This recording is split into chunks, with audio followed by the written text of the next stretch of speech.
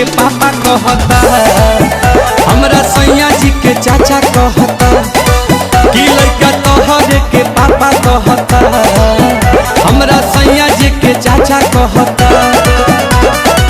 ओही दिन से खोजता ते रोवता चिल्ला के, ओही दिन से खोजता ते रोवता चिल्ला के।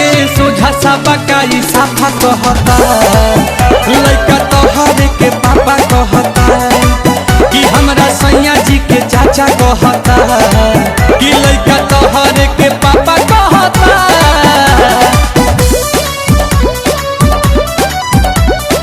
Music by Priyanshu Singh.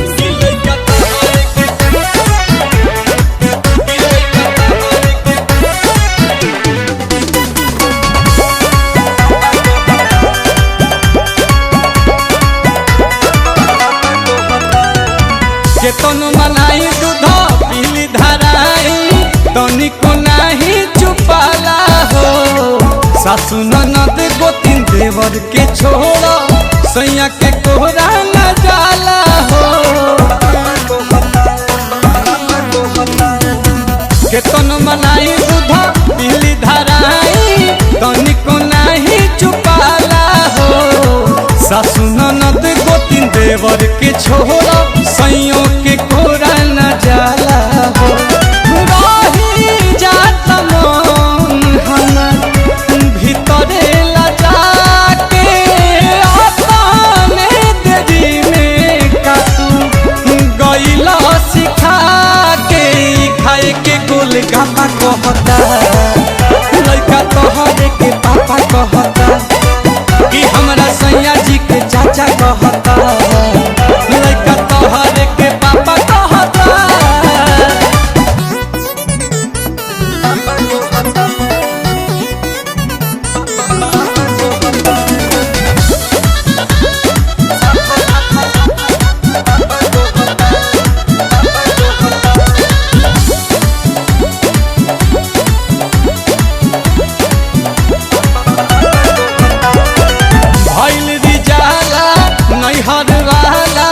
लागता कि भेद खोलवाई हो।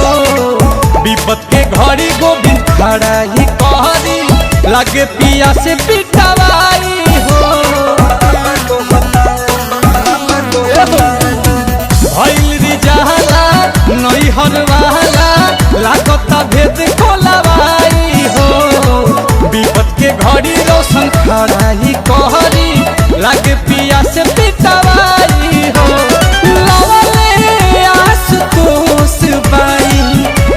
गजबे के धान सुनाते पताई जला, नीलकमल के गाना हमरा इज्जत पथा पर रहता।